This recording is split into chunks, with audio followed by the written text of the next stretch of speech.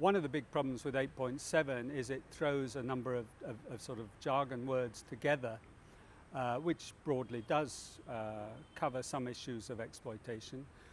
But these appear, certainly the word trafficking, in several other goals, yet alone targets, which are therefore under the patronage of other institutions. So immediately there is enhanced competition between, in this case, UN organizations, but also competition means, in effect, incoherence at a national level where you might expect different government ministries to be harnessing their forces to pursue particular objectives.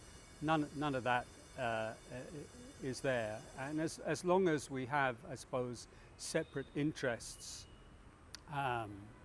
national or international ones, simply lobbying a UN agenda and putting their piece in various different places, and no one thinking about the coherent architecture, yet alone the feasibility of achieving things, we have a sort of disaster. Right. I mean, very specifically in 8.7, there's a lot of preoccupation from within the ILO, from within its workers' representatives and so on the child labour agenda.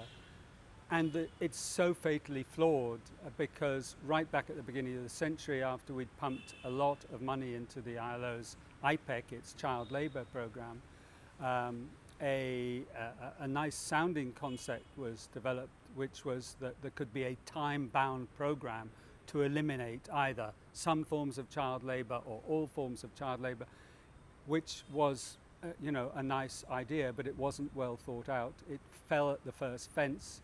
And since then, that fence keeps on being put up. By last year, 2016, we were supposed to have eradicated whatever it was, 10 million or more than 10, no, actually not, more like 80 million child labourers in the worst forms of child labour, and hardly touched it. So that those unrealistic targets are built in.